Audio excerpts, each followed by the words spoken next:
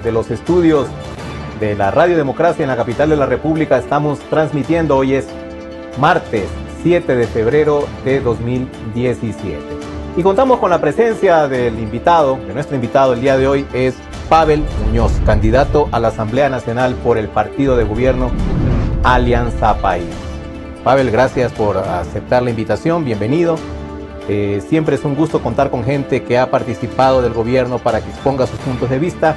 Siempre los invitamos, no todos han aceptado venir, seguramente las agendas están bastante complicadas, pero en todo caso es una oportunidad importante para conversar de las propuestas que usted lleva a la Asamblea Nacional y también de la gestión que se ha desarrollado en este gobierno que cumplió una década. Así que bienvenido, Pavel, gracias nuevamente. Estaba leyendo en su cuenta de Twitter, bueno, Pavel, me acaba de decir Pavel,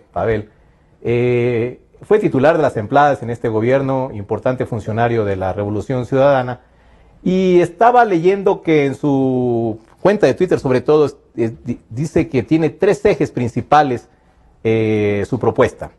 La primera, ratificar lo que se ha hecho bien, corregir errores, y la tercera, empezar o terminar, mejor dicho, los proyectos de larga duración. Yo creo que lo que se ha hecho bien se ha promocionado bastante, el gobierno se ha encargado de eso. Lo que se ha hecho mal, los errores, ¿están ya identificados de parte de usted los errores que ha cometido la Revolución Ciudadana?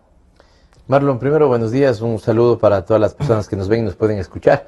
Efectivamente, es un gusto también poder conversar sobre los temas de la política, los temas que nos enfrentan, digamos, no enfrentarnos en el sentido de enfrentar, sino nos enfrentan democráticamente con oposiciones, con puntos de vista distintos, pero seguramente siempre llevados bajo el respeto, ¿no es cierto?, y los cánones democráticos.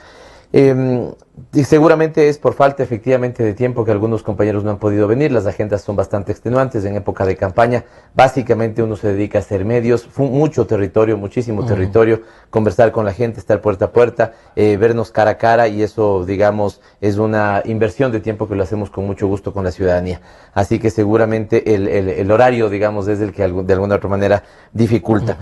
Efectivamente creo que el convencimiento de la gente es esa, ¿no? Darnos ese mandato, sostener y profundizar lo que hemos hecho bien, corregir los cambios que se pudieron, corregir los errores que se pudieron haber, digamos, generado a lo largo de estos 10 años y terminar las políticas que son de larga duración. Recordemos que nosotros siempre hemos dicho que hemos tenido la convicción de trabajar más que como gobierno que como Estado, más que para las próximas elecciones, para las próximas generaciones. Y eso uno lo puede ver en sistemas que son de consolidación de largo tiempo, ¿no? El sistema educativo. Ahora, recién en este periodo de gobierno, los chicos han entrado a los 3 años de la escuela en educación inicial. Recién en este periodo hemos invertido 4 nuevas universidades que habrá que ver sus primeras generaciones, qué aporte le dan al sistema pedagógico, al sistema de cultura, a las ciencias de la vida, digamos, o a las ciencias exactas, como el caso de Yachay. Y en ese sentido me parece que es responsable que cualquier gobierno que venga tome la convicción de sostener políticas de Estado y políticas de largo plazo. Respecto a lo que señalabas, Marlon, de si los tenemos identificados, más que nosotros, la propia gente es la que nos pide determinadas cosas. Por poner un ejemplo, la inversión más grande que se ha hecho en el Ecuador sobre el sistema de educación y el sistema de salud tiene que venir acompañada de una profunda transformación en la calidad de los servicios que se entregan. Muchas veces lo que tenemos es 2 tipos de queja: aquel que quiere acceder a los servicios de la seguridad social y se demoran en darle 2-3 meses para una cita, aquel que recibe la atención y la recibe de manera deficitaria, los chicos que se cambiaron de una escuela unidocente muy precaria a una escuela del milenio no han tenido solventado en algunos casos de manera adecuada el tema del transporte. En el caso de educación superior hay muchos mitos y verdades, pero respecto a las verdades creo que hay que efectivamente darle más peso y más fuerza a la educación técnica tecnológica, que los que hoy son institutos no se queden como institutos, sino que se transformen en universidades.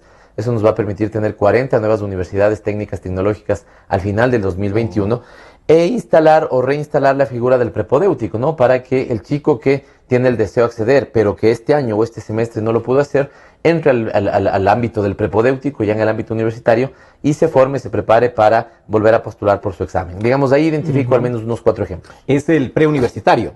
El preuniversitario, exactamente. A veces la gente no entiende el otro término, pero es el preuniversitario.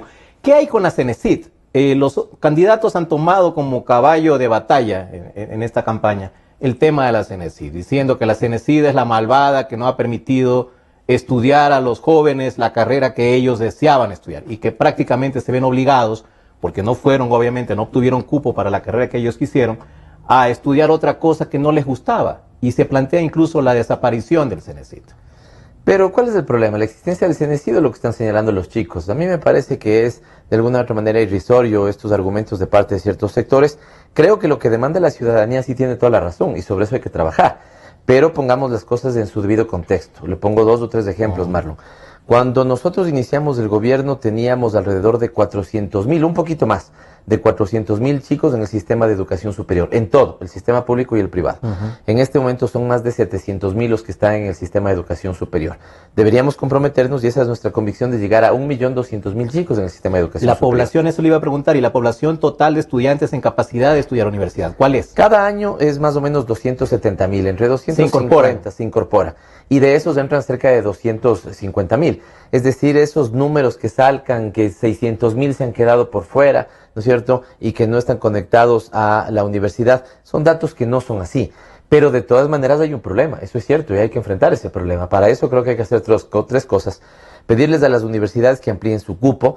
Para que usted tenga una idea, Marlon, pero sobre todo la ciudadanía, cada año la Universidad Central del Ecuador, en su Facultad de Medicina, abre aproximadamente 230 cupos, pero los postulantes son 2.500. ¿Ya? ¿Y tiene la central capacidad para recibir más estudiantes? No va a poder recibir los 2.500, pero entonces es importante, ¿no es cierto?, que sí amplíe un poco esa oferta. Por eso, ¿no es cierto?, no podemos criticar que hoy tengamos una universidad como Iquian, una universidad como Yachay, que buscan cumplir las expectativas de los chicos que quieren estudiar. Otro ejemplo que yo creo que ha sido un error, digamos, es que se generó en la población la idea de que si uno no tiene maestría o si uno no tiene doctorado, está fregado en la vida. Y no es así. Tenemos lo que pasa en Alemania, en Dinamarca, que las universidades técnicas se llaman universidades para el trabajo, ¿sí? Y estamos, por ejemplo, aquí en un medio de comunicación, en un canal, digamos, web. Fijémonos todos los avances que están detrás de esto. Estaría muy bien que tengamos un tecnólogo, ¿no es cierto?, en el uso de redes. Estaría muy bien que tengamos un tecnólogo, ¿no es cierto?, en el tema de camarógrafo. Estaría muy bien que tengamos un tecnólogo como sonidista, ¿no es cierto? Ya, estaría muy bien que la gente de apoyo, digamos, podría no necesariamente entrar a la universidad a querer la licenciatura, sino una tecnología para apoyar los contenidos que estás generando tú en el programa, Marlon. ¿Qué pasaba y qué es otra cosa que hay que corregir, me parece a mí? Es que el que terminaba una tecnología en un instituto, por ejemplo, y quería seguir su educación en una licenciatura o en una ingeniería, no le estaban reconociendo los créditos para que eso sea así. Lenin se ha comprometido que eso inmediatamente se cambie. Yo sostengo que hay que hacer una reforma consensuada, participativa, muy puntual de la Ley de Educación Superior, en conjunto con las universidades, en conjunto con los estudiantes, y cambiar estas 2 o 3 cosas. Pero hay grandes buenas noticias en el país sobre el tema de educación superior. Déjame cerrar con 2, Marlon. Cerca de 20,000 becarios están en este momento en las universidades, en mejores universidades del mundo. Esta es una gran noticia, pero la mejor de todas es que cada 10 chicos que hoy entran a la universidad, 7 es la primera generación en su familia que entra a la universidad. ¿Qué implica esto? Que ni sus padres ni sus abuelos fueron parte de la universidad, pero altísimamente probable sus hijos y sus nietos sí van a ser parte de la universidad, de la educación universitaria. Y por lo tanto, técnicamente se hace es romper el ciclo intergeneracional de la pobreza. Eso es motivo realmente de satisfacción y orgullo para los ecuatorianos. Y estos chicos que están haciendo estudios en el extranjero, que están consiguiendo sus masterados, algunos incluso PhDs, ¿no? Becados por el gobierno. Cuando regresan al Ecuador, ¿no están supravalorados tal vez? Porque no encuentran una función acorde a la capacidad que ahora tienen.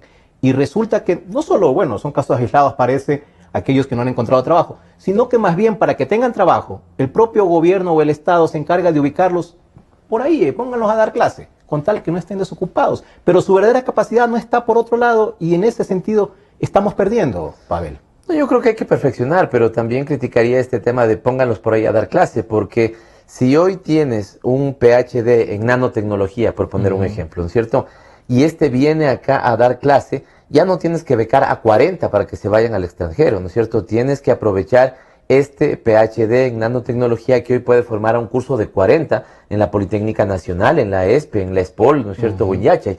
Entonces, estas son las grandes ventajas del país. Pero deberían estar haciendo investigación, sobre todo, que es lo que hace un PhD. Y por eso es que hoy tienes la posibilidad de hacer investigación. El salario de un investigador está promediando los $5,000. ¿No? Yo te digo, cuando yo fui profesor y quiero volver, estoy ya deseoso por volver rápidamente a las aulas universitarias, los 10 años que fui profesor y las pocas investigaciones que hice, me tocó hacer vía consultoría con proyectos del BID, con proyectos que venían financiados por la cooperación, porque realmente en mi época, digamos, tengo 41 años, tampoco es que sea tan mayor, pero en mi época yo era lo que se llamaba un profesor taxi. Y no sé si a algunos de la gente que nos escucha le tocó ser profesor taxi. Para que tengas una idea, en ese momento la Universidad Católica del Ecuador me pagaba $5 la hora y la Universidad Andina me pagaba $50 la hora. ¿Sí? Yo daba clase en la Andina, en la Salesiana, en la San Francisco, en la Politécnica, en la Católica, y lo que taxi era porque tenías que salir corriendo de una clase, coger taxi e irte a la otra. Tenías que, digamos, dar en 4 universidades para que puedas redondear un ingreso que te permita sostener familiarmente. En cambio hoy, si tú eres un profesor titular a tiempo completo, tienes un salario que te permita vivir de eso. Si tú tienes un PhD y te vas a dedicar a la investigación, hay institutos públicos e institutos promovidos también desde el lado de las universidades de manera privada que te permiten hacer investigación. Así que los cambios ahí son bien importantes. En cuanto a las universidades emblemáticas que ha creado este gobierno, son 4, ¿los estudiantes han respondido con el entusiasmo, con los deseos de integrarse a esas universidades? Las 4, me refiero, no solo a Yachay, que es como que la universidad estrella, sino las demás, la que está en el oriente, la que crea profesores, o más bien ahí como que los estudiantes no se vieron demasiado emocionados por integrarse a estas universidades. ¿Qué ha pasado? Me parece que una universidad es difícil que la puedas juzgar en sus 4 años, ¿no es cierto?, cómo han funcionado. Las universidades que tienen 75 años, 85 años, 120 años de vida, en algún momento empezaron con esa misma realidad. Empezaron con, digamos, pocas facultades, fueron creciendo, ¿no es cierto?, los alumnos se fueron incorporando de a poco. Tú no empiezas una universidad como la Universidad de Guayaquil o como la Universidad Central de Quito. No empiezas con 70,000, no empiezas con 80,000 estudiantes. Empiezas con el primer nivel, vas al segundo nivel, vas al cuarto nivel. Abres de a poco las facultades que son pertinentes. Y en ese sentido me parece que la respuesta es cada vez más amplia y cada vez mejor. Te pongo un caso que lo veía hace poco. Recordemos que es la primera vez en la historia que tú tienes lo que se llama un grupo de alto rendimiento. Eso significa que si un chico que está en 6º curso sacó la mejor calificación en el sistema nacional, ¿no es cierto?, en el colegio público, este chico puede decidir a dónde estudia en el mundo, ¿sí? Totalmente gratuito, totalmente becado por el Estado ecuatoriano. Insisto en el Estado ecuatoriano más que en el gobierno de la Revolución Ciudadana, aunque en este caso se han dado los dos temas. Pero conozco de casos, veía el otro día el testimonial de una chica que siendo grupo de alto rendimiento y pudiendo tener la posibilidad de estar becada en cualquier parte del mundo, decidió optar por Yachay porque siente que es un proyecto de gran perspectiva. La gente del extranjero que conoce Yachay, en esto espero que la gente nos pueda entender, hay lo que se llama prospectiva. Y la prospectiva no es sino mirar a futuro y hacer las cosas hoy que te permitan proyectarte adecuadamente a futuro. La pregunta que tú hacías, Marlon, el tema de hoy están utilizándose esos profesionales en las tareas plenas que deberían utilizarse, tal vez no hoy, pero tal vez sí en 2 años o tal vez sí en 3 años. ¿Qué debería hacer un Estado? El Estado debería vivir, ¿no es cierto?, al día, o el Estado y el gobierno debería planificar su mediano y largo plazo. Estoy seguro que tú tal vez ya tienes previsto el entrevistado el próximo martes, ¿no es cierto? Ya, esto es lo que deberíamos trabajar, en una visión de futuro, de largo plazo, y tomar las decisiones hoy que le sirvan al país de las próximas generaciones. Y con planificación, que justamente era la tarea de la secretaría que usted presidió, ¿no? Exactamente, exactamente. ¿Qué hay de las quejas de las universidades, Pavel, respecto a que se perdió la autonomía universitaria definitivamente? Digamos, nos hemos metido mucho en el tema universitario. Yo soy conocedor de la política pública y no, digamos, soy el secretario de Educación Superior, Ciencia y Tecnología. Yo tuve sobre todo la posibilidad de conversar con los rectores de las universidades cuando lideré el Diálogo Nacional por la Equidad y la Justicia Social. Y lo que pude ver es que los rectores reconocían los grandes logros en la transformación de la educación superior, pero planteaban sí espacios de diálogo institucionalizado, participativo, para que algunas cosas puedan ser modificadas. Me parece que se han dado esfuerzos en ese sentido, pero creo que sobre todo con Lenin, ¿no es cierto? Y nosotros en la Asamblea Nacional, nosotros tenemos el convencimiento de que la Asamblea tiene que ser el espacio de al menos tres cosas: legislar, y esto significa generar nuevas leyes, perfeccionar las que pudieran estar en este momento ya en vigencia; dos, fiscalizar con profunda convicción, digamos, más allá de las banderas políticas y los colores políticos de turno, ¿no es cierto? Fiscalizar con responsabilidad. Pero también, y de manera muy importante, permitir que permitir que la Asamblea Nacional sea el espacio de grandes acuerdos nacionales. Ahí necesitamos un acuerdo nacional por el trabajo y el emprendimiento, un acuerdo nacional por la transparencia, un acuerdo nacional por la producción, un acuerdo nacional por lo que deberíamos llamar derechos y libertades, y ahí debe estar el tema de la educación superior. Así que yo veo el ambiente favorable, tanto desde nuestra actitud y predisposición política, como desde la actitud y predisposición política del resto de actores políticos, para que eso lo podamos hacer. Habló de fiscalización del lado de la Asamblea, y es uno de los puntos que más ha sido cuestionado justamente ahora en el periodo, y sobre todo en el último periodo, además, que ha estado presidido por Gabriela Rivadeneira. ¿Qué clase de fiscalización quiere llevar usted, Pavel? ¿La misma que ha realizado este Congreso, que básicamente lo que hace es pedir información y le remiten un montón de información al funcionario que ha sido, en este caso, requerido? ¿Eso es fiscalización? Porque investigación como tal, de hechos a fondo, de denunciados como de corrupción, no es que ha ocurrido de parte de la Asamblea. Nunca la misma, porque somos personas distintas y vamos a tener una asamblea distinta. ¿Qué cambiaría usted? Más allá de las personas que puedan entrar, me parece que será otro periodo y habrá que reimpulsar en la fiscalización. Yo cambiaría tres cosas. En primer lugar, incorporaría como sujetos de fiscalización a los gerentes de las empresas públicas. ¿Sí? Hoy no son parte del proceso de fiscalización, los incorporaría. Segunda, es que revisaría también con los actores involucrados la ley de compras públicas. Yo creo que la ley de compras públicas tiene cosas muy buenas. Por ejemplo, democratiza un paquete de cerca de 10.000 millones de dólares que son anualmente las compras públicas, para que el pequeño proveedor, la economía popular y solidaria, pueda conectarse con eso. Pero creo que hay que revisar las medidas que, teniendo el objetivo de dar dinamismo en la gestión pública, ¿no es cierto? Si lograron generar dinamismo, pero si al mismo tiempo bajaron los niveles de control, creo que hay que revisarlas, si acaso no eliminarlas. Me refiero a la contratación por giro específico del negocio y a este tipo de contratación. Insisto, que teniendo un lado positivo que busca hacer más expedito el proceso de gestión, si acaso está bajando los niveles de control, yo subiría los niveles de control. Y tercero, yo cuando fui ministro de Planificación tengo lista prácticamente una ley para un sistema de control del Estado. ¿Qué implicaría esto? Yo creo que hacer más eficiente y más eficaz el control. Nosotros tenemos al menos tres tipos de control. Un control técnico generado por las superintendencias, un control de un juez de cuenta potente, como el caso de la Contraloría, y el control, digamos, social. Todos estos tres deberían estar amalgamados en una visión de control administrativo con control social, lo que técnicamente se llama control vertical con control horizontal, y permitir, ¿no es cierto?, que la gente tenga capacidad de ejecución y de administración y de gestión rápida, eficiente, pero que el control en ningún caso se vea mermado. Pero este gobierno se encargó de quitarle facultades a la Contraloría. El examen previo, por ejemplo, ya no es obligatorio, Pavel. No, pero las facultades de la Contraloría también han sido fortalecidas como un juez de cuentas.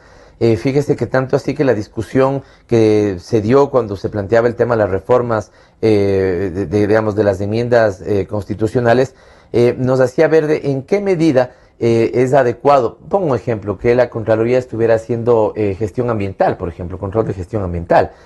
Si uno revisa comparativamente, la mayor cantidad de países en el mundo tiene una Contraloría como un fuerte, súper fuerte, digamos, juez de cuentas. Creo que, desde mi punto de vista, habría que fortalecer eso, no quitarle en ningún caso ni mermarle ninguna capacidad. Pero devolverle, en este caso, la capacidad de emitir una auditoría previa, un examen previo que llaman a las contrataciones públicas, que fue eliminada. Ok, yo sé a cuál se refiere. Yo creo que habría que analizar. Me parece que, digamos, yo creo que, Marlon, hay que encontrar también los puntos intermedios, ¿no? Recuerde que antes, en cambio, la gente se quejaba porque un contrato se demoraba años. Si le pongo un caso, cuando nosotros teníamos un gabinete con el gobierno colombiano, el presidente de Colombia, Juan Manuel Santos, le decía y le instruía a su gabinete, hagan lo que tengan que hacer, pero ustedes aceleren un poco más los procesos. No puede ser que en Ecuador un determinado proceso tome, digamos, me invento 6 meses y en Colombia tome año y medio. Porque, digamos, esa es también la dificultad, no estoy diciendo ni si es bueno ni si es malo, pero esa es también la dificultad que usted le genera a un país cuando usted pone las restricciones legales en ese sentido. Le pongo lo que pasaba con la ejecución presupuestaria. La ejecución presupuestaria en los 2 primeros años de gobierno nuestros estuvieron al nivel del 50-56%. ¿Qué pasaba? Usted a un ministerio le daba asignación de 1.000, ¿no es cierto?, en junio. Ese ministerio había podido ejecutar 40% de los 1.000 que usted le dio, ¿no es cierto? Ya, y usted le quitaba en diciembre esa plata. No depende de la eficiencia del ministro, de la cartera como tal. Sí, pero también depende de las facilidades, digamos, normativas que usted le dé. Fíjese que cuando, ¿por qué? Porque usted cambiar una partida en un mismo ministerio de un lado al otro era un viacrucis. Sí, era un viacrucis. Cuando se hicieron reformas no legales que disminuyeran control, sino administrativas, que usted pueda en un ministerio, si a usted un ministerio le asignan 100, por ejemplo, y si usted tiene que pasar 20 de una partida al otro, ¿no es cierto? Ya, ¿por qué no lo puede hacer usted y dar cuentas de ese cambio? Cuando se hicieron cambios de este tipo, insisto, administrativos, pasamos a niveles de ejecución de 80, 90, 95%. Claro. Ayudó también, supongo, que el presidente haya decidido en muchas ocasiones emitir decretos de emergencia, porque entonces sí se eliminaron todas las trabas, todos los problemas que tienen en la contratación pública, pero también se generan problemas por la contratación directa, a dedo. Eso sería cierto si es que solo se hubiera incrementado la ejecución presupuestaria donde se dieron esos decretos que hasta donde recuerdo tal vez alguna vez fue en seguridad y sí fue en el sistema vial, pero usted tuvo un incremento y en petróleo, en la refinería Esmeraldas. Discúlpeme ahí, no sé si exactamente, porque ahí la disposición, digamos, va ateniente con lo que la ley de empresas públicas diga.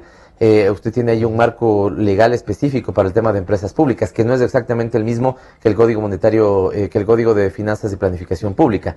De todas maneras, lo que quiero ir al concepto es que si usted no tiene la sensatez también de permitirle mayor agilidad a los procesos. Recuerde lo que pasaba el tema de medicinas, por poner un ejemplo, ¿no? Ya usted iba para ser atendido y le decían que no tenían suero y a usted le tenía que salir a comprar porque no había la posibilidad de que un hospital tenga, ¿no es cierto?, una dotación de suero para su uso periódico.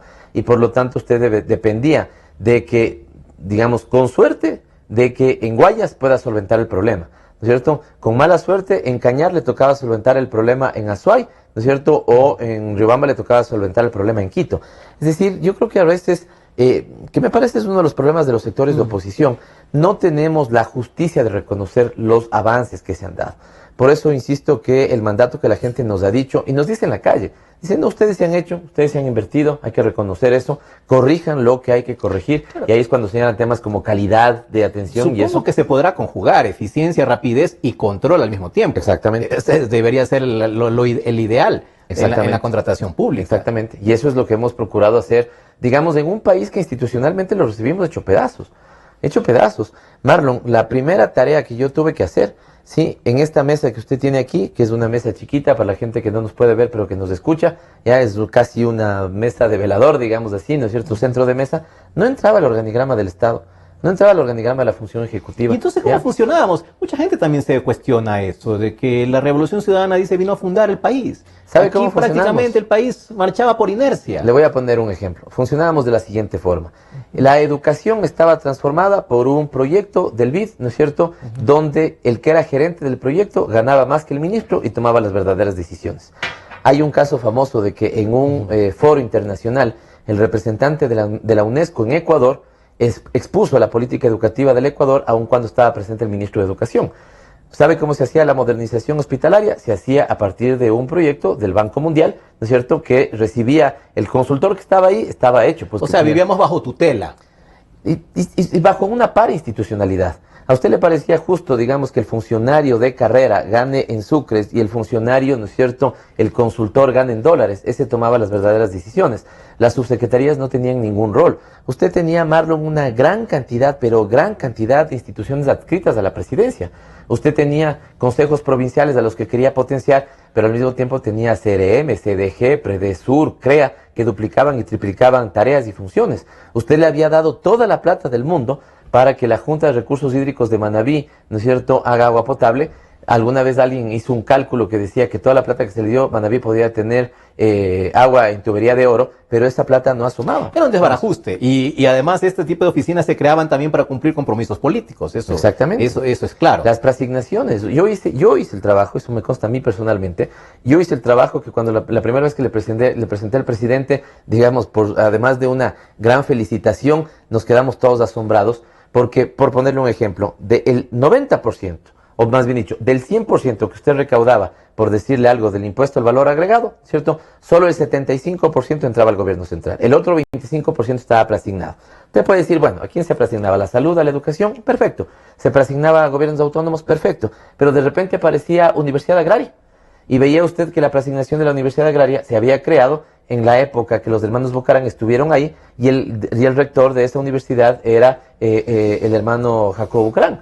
Entonces, ¿qué pasaba? Se preasignaban recursos, ¿no es cierto?, a la Fundación María Pérez, a la Fundación Pepito Almeida, ¿no es cierto?, porque cumplían tareas que en principio debían estar asignadas a órganos como de salud o como de educación, pero que no, que estaban preasignados para cumplir favores políticos. Nadie habla de eso ahora. Nadie habla que nosotros cerramos 60 instituciones. Creamos, en realidad, ¿no es cierto?, cerramos como 100. Creamos 40, ¿no es cierto? Y el saldo total es que hoy tenemos 60 entidades menos que cuando nosotros asumimos el gobierno. Bueno, pero en carga de empleados públicos obviamente se aumentó. Pero usted cuando tiene derecho de salud y educación, ¿con quién? Usted no hace, digamos, ¿no es cierto?, atención a la salud con el funcionario P4 que le recibe el formulario. Usted hace atención a la salud con médicos y construyendo hospitales. Usted garantiza el derecho de la educación que está en la Constitución con escuelas y contratando profesores. Usted da seguridad, como de alguna u otra manera la que tenemos ahora. Fíjese lo que está pasando en El Salvador, lo que está pasando en Guatemala, cómo se cuentan por cientos las muertes cada fin de semana. Usted, si quiere tener un país más seguro, como era una gran demanda, tiene que contratar y equipar a la Policía Nacional. Y eso es lo que se ha hecho. 9, le doy datos de la organización. Sin excesos, Pavel, porque eso no está en cuestionamiento, más policías, más médicos, más profesores. Se cuestiona más bien la burocracia a nivel, por ejemplo, compra para carros del Estado. Y eso implica más choferes, asistentes, consultores. Cada ministerio tiene su propio equipo de abogados, pero sin embargo se contrata externamente abogados. A ese tipo de gastos yo creo que la gente se refiere cuando habla de exceso. Justamente iba a eso. Si usted tiene los datos de la Organización Internacional del Trabajo, ven y reconocen cómo el Ecuador, de cada 10 empleos, 9 están generados en el sector privado y 1 en el sector público. La cantidad de empleados que tiene el sector público para manejar el Estado y el país ecuatoriano es una relación adecuada, digamos, al tamaño de ese Estado. ¿Qué tenía usted antes? Usted antes tenía que solventar los problemas de Machala en Guayaquil, o tenía que solventar los problemas de Riobamba en Quito, o tenía que solventar los problemas de Carchi también en Quito. El profundo bicentralismo que existía en Quito, Guayaquil. Ahora tenemos, ¿no es cierto?, distritos. Y hoy, por ejemplo, ¿cómo usted trabajaba antes? Un caso que puede ser, parece de caricatura, pero así era. Se le rompió el vidrio de una escuela. Usted tenía que mandar el pedido, ¿no es cierto?, a Planta Central, para que Planta Central le autorizara. Hoy usted trabaja con distritos, ¿no es cierto?, donde varios territorios están administrados bajo una sola cabeza. Pero no quedamos en lo mismo, porque por ejemplo en el sur, se quejan mucho en Machala que tienen que depender de Loja. Ya sí, no es de Quito, ya no es de Guayaquil, ahora es de Loja. Fíjese, pero al mismo tiempo se reclama que entonces falta burocracia. Esas son las cosas que no se entienden, ¿no? Y antes lo ideal sería que dependan de sí mismos. Por ejemplo, en el oro, que haya una autoridad competente con la necesaria para poder decidir. Pero eso sería más burocracia entonces, pues. No. Claro, porque tendría que poner en el oro, tendría que poner en Zamora, tendría que poner en Loja, tendría que poner en todas las provincias. Lo que se hizo, justamente ahí le doy un buen ejemplo de eficiencia, Marlon. Cuando nosotros dijimos vamos a desconcentrar, pero no es pertinente que desconcentremos en todas las provincias del país, porque ahí tendríamos que tener entonces 24 representaciones duras del Estado en cada territorio, lo que se dijo es vamos por zonas. Y entonces, ¿por qué no atendemos a la zona sur para que la gente de Loja ya no tenga que venir a Quito? ¿Por qué no atendemos las necesidades de la zona sur, ¿no es cierto?, en un espacio territorial donde el Oro, junto con Loja y junto con Zamora, ¿cierto?, puedan tener garantía de derechos y atención de servicios? ¿Por qué no hacemos lo mismo con el caso de Morona, el caso de Azuay y el caso de Cañar? ¿Por qué no hacemos lo mismo con el caso de Santa Elena y Manabí? ¿Por qué no hacemos lo mismo con el caso de Pichincha, digamos, Napo y Orellana? ¿No es cierto? Entonces se crearon las zonas administrativas justamente ¿para qué? Para que usted, primero, rompa el bicentralismo. Segundo, para que no genere un crecimiento desmesurado de burocracia, ¿no es cierto? Y por lo tanto, fíjese, ahí hay un tema de injusticia. Por un lado, palo porque bogas, ¿no es cierto? ¿Ya? ¿Por qué no tenemos aquí en Machala, ¿no es cierto?, todas las representaciones ministeriales? Y por el otro lado, palo porque no bogas, ¿no es cierto?, que por qué se ha crecido determinado gasto burocrático. Entonces no se les fue la mano, no se les fue la mano en el crecimiento del Estado. Yo creo que, insisto, me parece que si usted toma los datos comparativos a nivel internacional, le doy dos datos, ¿sí? La CEPAL reconoce que el Ecuador tiene un gasto corriente menor al promedio latinoamericano. ¿Ya? El promedio latinoamericano me parece que está en 21 y el Ecuador en este momento debe estar como en 17. Pero tiene un gasto de inversión 3 veces mayor al promedio latinoamericano. ¿Sí? Es decir, en ese sentido, el gasto corriente para nuestras necesidades es pertinente. ¿Qué dice nuestra legislación? Nuestra legislación dice gasto corriente, como por ejemplo un médico, se financia con ingreso corriente, por ejemplo lo que viene de tributos. Gasto no permanente, como por ejemplo una carretera, se financia con ingreso no permanente, como por ejemplo los ingresos petroleros. ¿Sí? Así estamos organizados. Y en ese sentido, y el dato que le daba de la OIT reconoce que el Ecuador tiene de cada 10 personas que trabajan, 9 trabajan en el sector privado y 1 en el sector público. Seguiremos hablando después de la siguiente pausa con Pavel Muñoz, candidato a la Asamblea por el Movimiento Alianza País. Tenemos otros temas en carpeta. Gracias. En un instante regresamos con Marlon Puertas en Focus por Democracia M y Democracia TV. Democracia. Sobre la emergencia de gas y energía que se está viviendo en la costa Caribe. Democracia. Rusia retoma críticas por retenidos en base naval de Estados Unidos. Democracia. Formulé el primer pedido histórico de perdón a las víctimas de las graves violaciones de los derechos humanos. Democracia. Solo noticias. Sentimos lo que la gente siente, amor, desamor, alegrías inmensas. Decimos lo que la gente quiere, pasión, discusión, democráticamente. Democracia, la radio de la gente. Democráticamente, la radio de la gente. Democracia, la radio de la gente. Democracia. Desde el Distrito Metropolitano de Quito, Cadena Democracia, la radio de la gente. Volvemos con Focus por Democracia M y Democracia TV.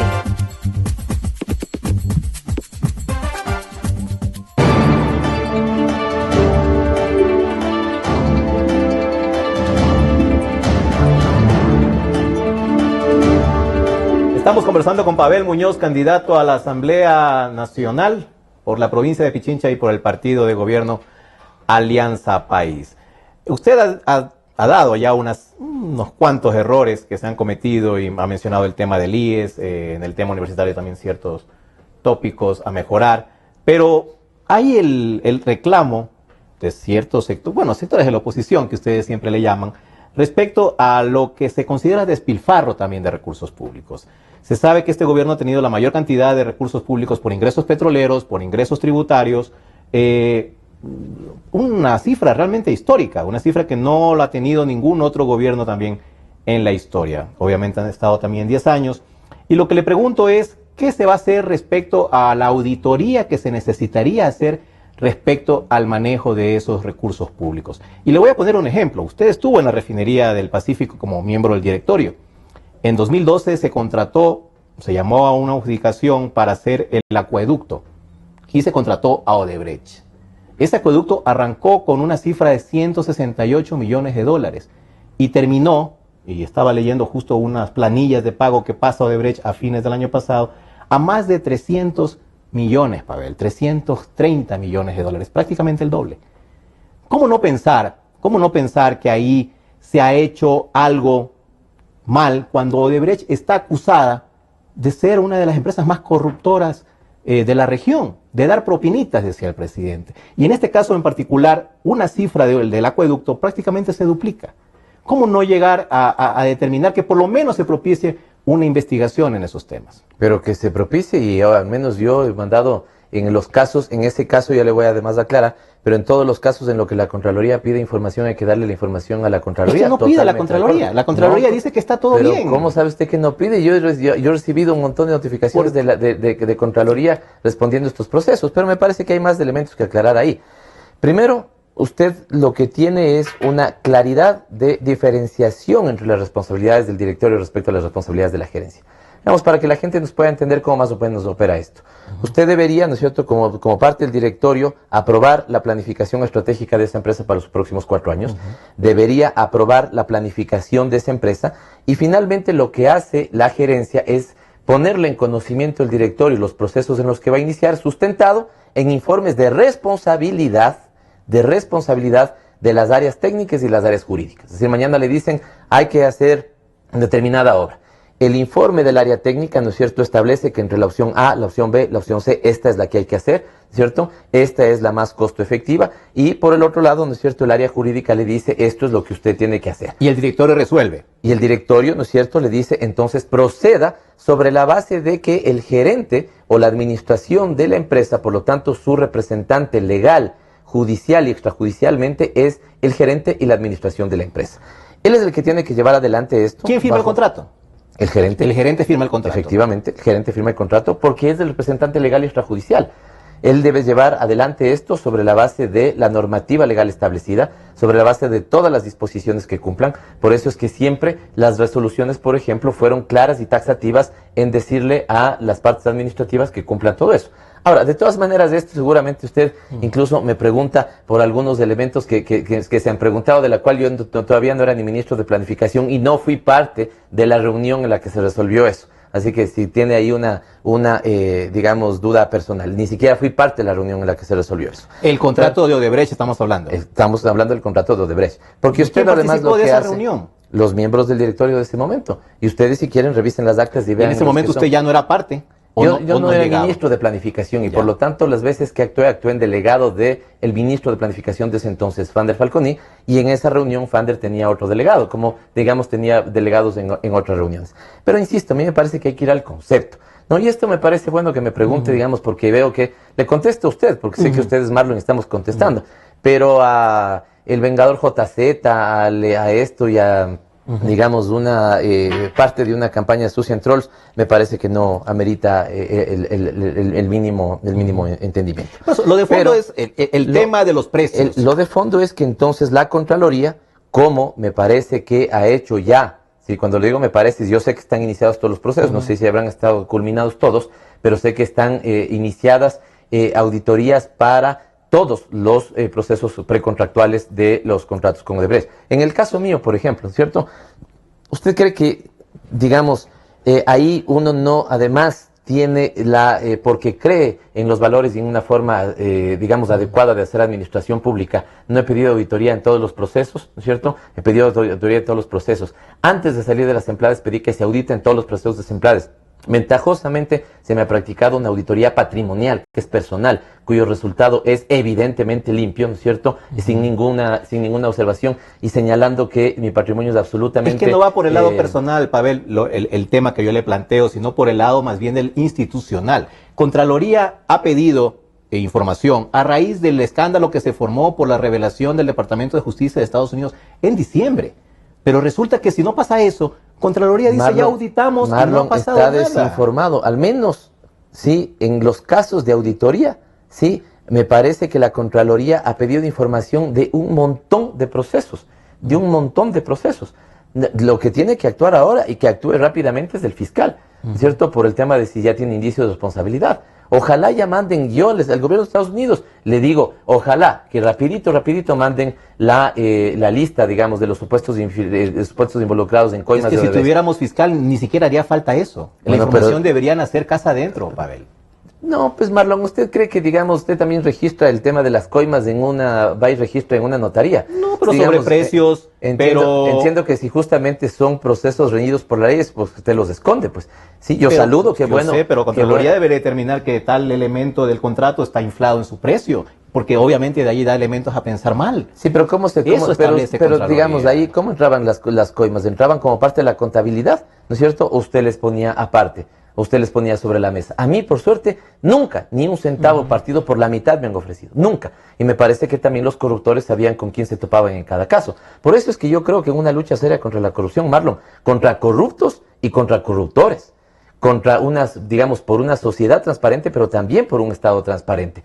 Si no, digamos, ahora resulta que un prófugo de la justicia, con unos videitos, ¿no es cierto?, ya quiere poner en tela de duda a todos los que de alguna u otra manera... Todavía no hemos tocado el tema de Carlos Pareja Llanuselli, pero a lo que me refiero... le digo que a mí, ojalá, digamos, yo ahí le plantearía dos cosas. Este señor es un prófugo y que venga a rendirle cuentas a la justicia, ¿cierto? Ahora es el gran informador de los medios, lo que fuera. Por eso yo saludo ahí la posición que ha tenido el Expreso y el Universo, el Expreso y Ecoavisa, que en el seguimiento de sus códigos deontológicos... Sí, Marlon, yo ahorita, ¿qué tal que le lanzo aquí un tema de Pepito Pérez? A mí me parece que es ladrón. ¿No le parece que incluso le pongo en riesgo a usted, digamos, en el sostenimiento de este espacio, sobre la base y usted me pregunta qué prueba? No sé, a mí me han dicho, yo creo que Pepito es ladrón.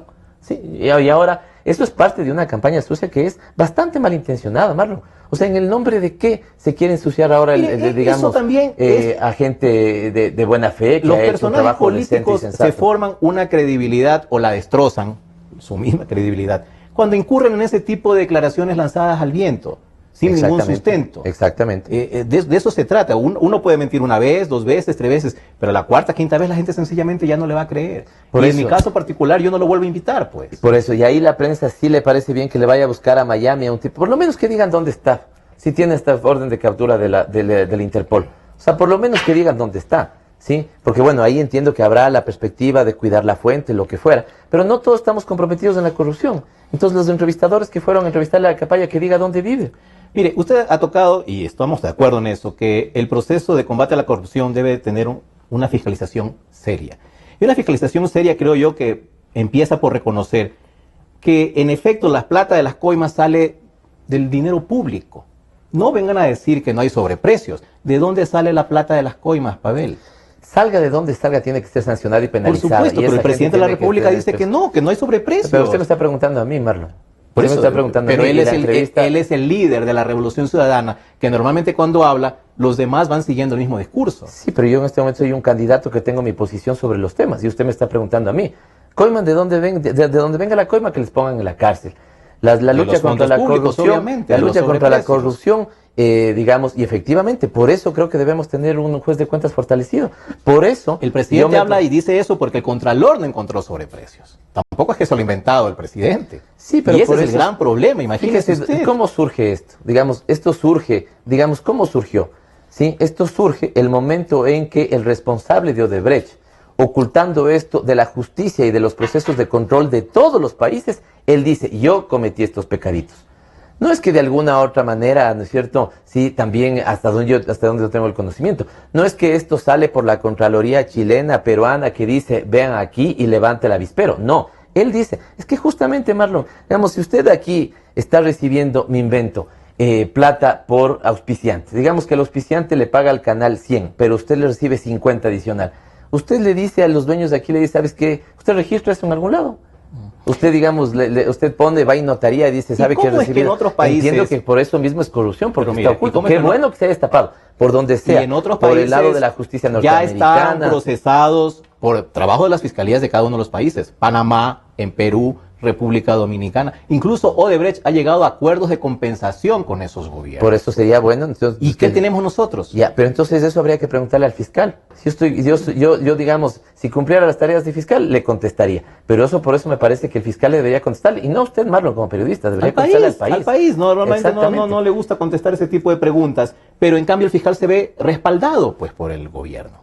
Pero eso es una apreciación que usted está haciendo sobre la base de qué. Fíjese lo que el presidente incluso el apoyo develó, del presidente lo que el presidente develó en las comunicaciones, las respuestas que le hace a las de comunicaciones de Capay. El presidente es clarísimo.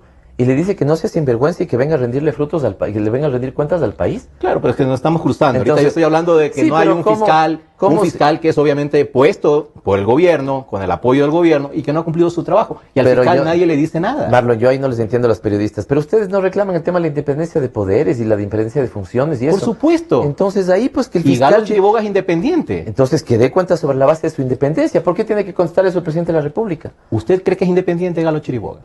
Debe ser. Y yo creo que es independiente. Y ha demostrado independencia. Si quiere, al menos, ¿no es cierto? Yo yo puedo decir que el presidente en ese sentido respetará el proceso llevado por la Fiscalía.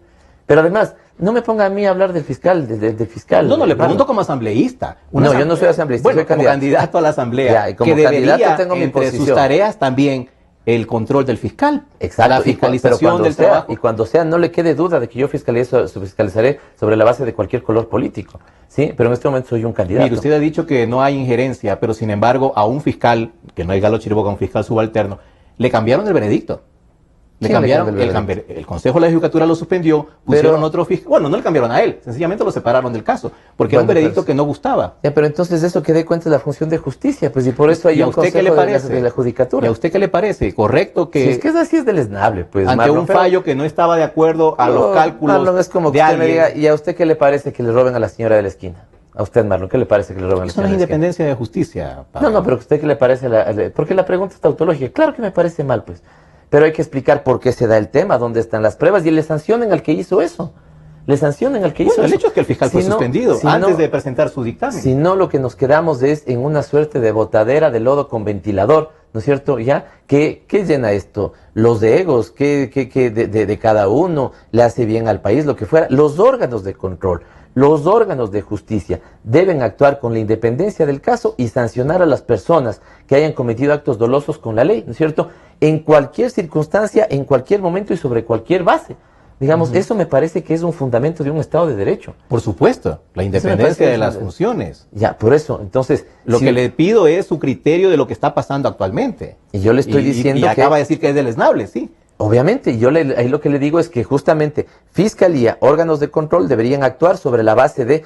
No porque la prensa crea que de alguna u otra manera, digamos, le ponga también la agenda. Entonces, digamos, ¿qué están planteando ustedes? La independencia de las funciones, pero, ¿no es cierto?, el sometimiento de los fallos respecto a las apreciaciones de la prensa. No, por supuesto que no. Entonces... O la prensa emite fallos. Por eso mismo. La prensa lo entonces, si usted... Normalmente hacíamos publicar las informaciones relevantes de los procesos que estaban abiertos. Pero ustedes también publican muchas veces, ¿no es cierto?, digamos, de unas fuentes que son absolutamente de cuestionamiento sobre la procedencia de esas fuentes. ¿Por qué? Pongamos un caso concreto. ¿Por qué el Expreso decide no publicar una entrevista? ¿No es cierto? ¿Por qué Ecuavisa decide no publicar una entrevista sobre la base de lo que ve? Pues eso me parece que es interesante. Ahí me parece que hay un punto interesante. Porque seguramente... Y es la primera vez que ocurre, entiendo, ¿no? Pero, o sea, al menos públicamente. Pero al menos, qué bueno que alguien, ¿no es cierto?, no esté dispuesto a publicar, ¿no es cierto?, a declaraciones de un tipo que en este momento está prófugo de la justicia, ¿no es cierto?, y que mañana se le puede ocurrir y decir, Pepito Pérez es responsable de tal cosa, y la prueba. Y cree que por la forma de decirle más chévere, más chabacana, lo que fuera, es que ya tiene sustento. ¿Dónde están las pruebas? Una persona que en efecto está procesada, tiene orden de prisión, pero que estuvo al frente también. O sea, no es el portero el que está hablando, es la persona que estuvo al frente, al que el gobierno puso al frente. Por eso tal vez le hace más responsable y por eso debería estar rindiendo aquí cuentas. Pues. Exactamente, pero la primera responsabilidad también de parte de quien lo puso ahí, en el puesto, ¿no? Eso se llamaba antes responsabilidad política, Pavel, sí, que parece que aquí se ha perdido también. Vamos, que usted ahora, digamos, entiendo que los de la familia Rosero le podrá haber puesto a usted. Y usted ahorita me insulta y me lanza un cenicerazo, ¿es responsabilidad de la familia Rosero? No, responsabilidad política. No estamos hablando de, pero es responsabilidad de la familia, de una empresa privada pero a es una responsabilidad de la familia pública. Rosero, o es responsabilidad suya el tirarme un cenicerazo por eso. Yo sí creo que es responsabilidad ahora de las personas que quieren ser presidentes el presidente y vicepresidente, que nombren ministros honestos. Es responsabilidad de ellos que nombren ministros honestos. Pero parte de ese tema, si lo que aquí es... Si alguno le falla, será responsabilidad política del presidente que viene. Si aquí lo que tenemos es un sinvergüenza, como lo ha sido también, por ejemplo, Pedro Delgado. Sinvergüenzas traidores, que deberían estar rindiéndole frutos aquí a la justicia. ¿Sí? ¿Usted cree que de alguna otra manera cuando el gobierno los designó partía de ese entendimiento? Son sinvergüenzas traidores. El problema que le han generado al presidente de la República, que le han generado al gobierno, que nos han puesto, digamos, a un conjunto de funcionarios honestos. ¿A usted qué cree que me provoca eso? Bronca, indignación, bronca, sobre la base de sus actitudes personales. Y no están presos porque actúan lentamente. Los dos se fueron. Ya, pero entonces, Marlon, por eso le invito a que le entreviste al fiscal. Los cuestionamientos que le hicieron, si fuera incluso, lo que ganó fue un homenaje en el Hotel Quito. Si fuera incluso abogado, le extendería más argumentos. Yo soy sociólogo en tema de leyes y sobre todo el encargado de esos procesos de investigación es el fiscal. Entonces no me ponga a mí a contestarle los temas del fiscal. No, es un tema político. Yo le pregunto como político, y yo le estoy dando como político le he dicho exactamente, indignación, bronca, iras. Eso me genera en lo político. Yo creo que la Asamblea también pudo haber hecho más. Nuevamente, la Asamblea pudo haber hecho más. Y la Asamblea, yo recuerdo haber hablado con algunos asambleístas, ¿no es cierto?, que en estos casos estaban indignados. Tengo entendido, ¿no es cierto?, que le dijeron rápidamente que actúe la Fiscalía. Por eso deberían dar cuenta las instancias pertinentes en esto. Sí, porque lo mío se queda en el plano de una opinión. Y una opinión como candidato de una asamblea que esperamos que no sea igual a la actual, obviamente con ofrecimientos como los que usted está haciendo. Y le doy mi opinión. Y el caso de que llegue a ser asambleísta no le daré mi opinión, sino acciones concretas sobre el tema. Ah, mucho mejor todavía. Porque eso es lo que se debería hacer. ¿Sí? Pero, insisto, aquí lo que tiene es... Ustedes están señalando ahí el tema de la independencia de poderes. Entonces, sobre esa independencia, que el fiscal le explique claramente, que los órganos de fiscalización le expliquen claramente al país cuáles fueron sus acciones, en qué tiempo, con qué celeridad, de qué manera, de qué forma, ¿no es cierto? Si ya tenemos... Por eso yo digo, sería bueno que ya haya la lista. Porque ahí, Marlon, también a todos, pues, a todos. Pasen de una lista de seudónimos, ¿no es cierto?, a una lista de nombres reales. ¿No es cierto? Pongan los temas del municipio de Quito, ¿sí? O ahora le vi a un candidato que decía, sí, pero nosotros tenemos una alianza con Suma, digamos, no con sus líderes políticos o lo que fuera. Vamos a una lucha contra la corrupción, con todos. Contra todos y de todas las épocas. Como el Cacho, Norma, además, a todos dijo. Y además que no se vayan a resentir los aliados políticos, que yo me uní con él acá, sino que más bien todos los que vayan. A mí me parece que en la lucha contra la corrupción, por eso creo que ese debe ser un elemento de acuerdo de la próxima Asamblea Nacional, ¿no es cierto?, de un gran acuerdo nacional. Todos, la sociedad, las fuerzas políticas, comprometiéndose con dos elementos, Marlon, con una sociedad transparente y con un Estado transparente. Si no ponemos el acento en las dos medidas, estamos complicados. Si no trabajamos en valores, si seguimos creyendo que con el regalo de la botellita de whisky mi hijo pasa el supletorio, si seguimos pasando la licencia, digamos, con un billete de 5 doblado, si seguimos creyendo, ¿no es cierto?, que escapándonos a los mecanismos de control vamos a ser una sociedad adecuada, vamos a perder. Hacen falta buenos ejemplos también, Pavel. Claro, buenos ejemplos de los líderes, desde la casa, desde los profesores. Sí, también la casa, por supuesto, fundamental. Evidentemente. Es la cuna, pero también de nuestros referentes. Claro, de quienes pretenden dirigir al país. Evidentemente, por eso usted tiene un presidente que ha sido 10 veces reelecto, o sea, que hemos ganado 10 elecciones, que ha estado 10 años cuando los 10 anteriores tuvieron que salir corriendo. Eso tiene. Ahí tiene un ejemplo político. Los 3 presidentes anteriores salieron corriendo. El presidente actual está 10 años en función. Y no va a salir corriendo. No, obvio que no. Bueno, va a viajar rápido a Bélgica, eso se ha dicho. Tiene todo su derecho. Pasemos al tema de la legislación. Esta asamblea no se ha caracterizado precisamente por tener iniciativas propias, importantes al menos en temas de leyes. Siempre ha esperado que mande Carondelet. ¿Cuál es su plan? ¿Va a esperar también que siga mandando Carondelet leyes o usted va con su propia agenda? Si manda Carondelet leyes no las satanizaré. ¿Por qué, Marlon? Para que entendamos. ¿Sabe cuál es la capacidad real de diseño de una ley de un asambleísta? Un asambleísta cuando llega tiene 2 posibilidades de apoyo. Un asesor 1 y un asesor 2. No sé sus montos, digamos, póngale 1,500. Los asesores, los asambleístas lo que suelen hacer es contratar al uno que sea un comunicador para que les ayude con medios, con redes, con todo ese tipo de cosas, y el otro un abogado. En el entendido además de que, digamos, las leyes solamente los hacen abogados. Pero una ley del trabajo te necesita hacer, ¿no es cierto?, alguien, un abogado, pero con un experto en el ámbito laboral. Una ley económica necesita ser alguien experto en economía con un abogado que ayude a redactar bien el tema de la ley.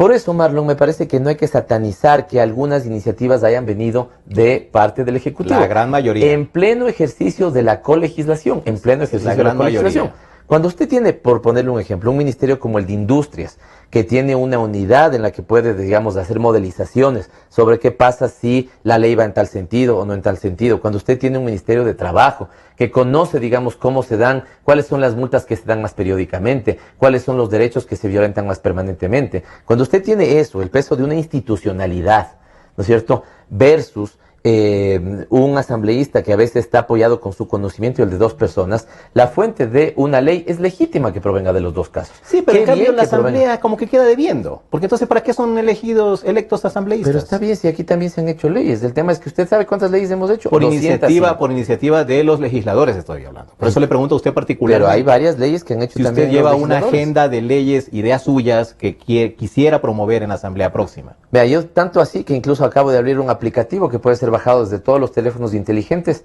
tanto desde el sistema Android como desde el sistema iOS, para que la gente diga, Pavel, creo que deberías, o yo te planteo que lleves de esta ley, que lleves de esta reformatoria a la ley tal, que lleves de este perfeccionamiento a la ley cual, ¿no es cierto? Yo me he abierto en una lógica de democracia 3.0, lo puede ver, aquí Marlon, digamos... La aplicación. Lo puede ver Y ahí le llegan. Me llegan, de hecho estoy... ansioso casi porque se termine la entrevista por ir a contestar algunas que tengo represadas. Aquí usted puede ver, ¿no es cierto?, lo que le dicen, lo que le comentan, los pedidos que le hacen, y eso me parece que es un tipo de legislación que permite que la otra fuente legítima, hay como 5 fuentes legítimas de las que pueden provenir leyes, de la ciudadanía, de la función ejecutiva, ¿no es cierto?, de el resto de funciones del Estado, de la Asamblea Nacional, evidentemente, de los legisladores. Así que a mí me parece que una ley, provenga de donde provenga, lo importante es que sea tratada de manera democrática, alimentada, incorporada a todo lo que haya que incorporar, sacada a todo lo que haya que los sacar. legisladores no están preparados para esto y hay muchos improvisados, Pavel. Digamos, por eso la gente tiene la posibilidad de dirimir, ¿no es cierto?, en las urnas.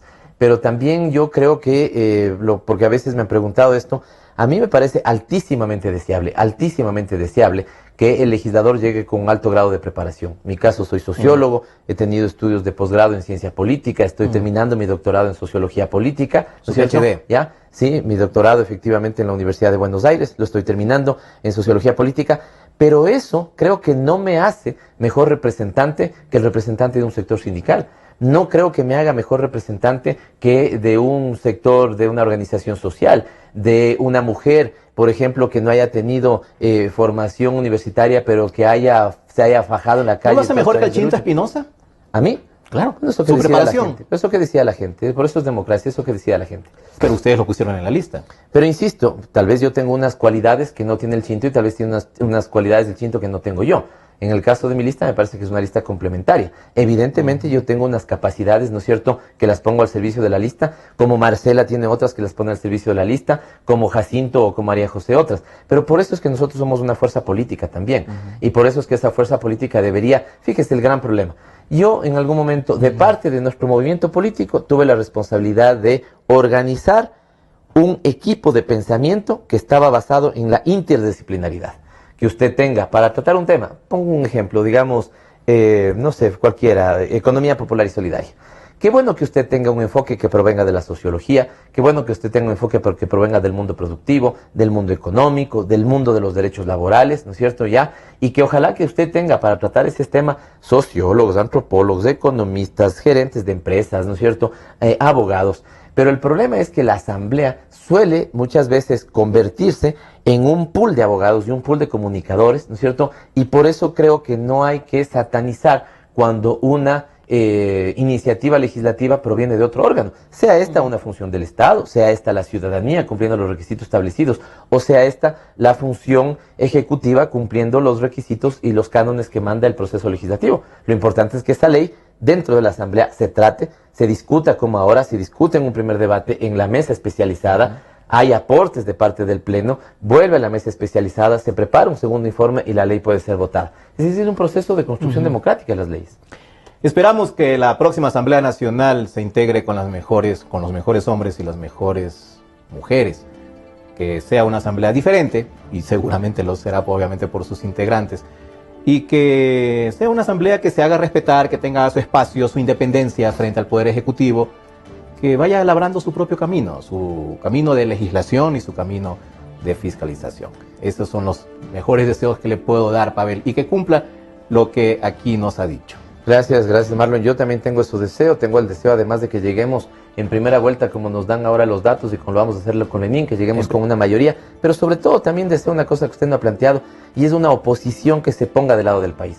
Una oposición que no solamente juegue en la arena del no.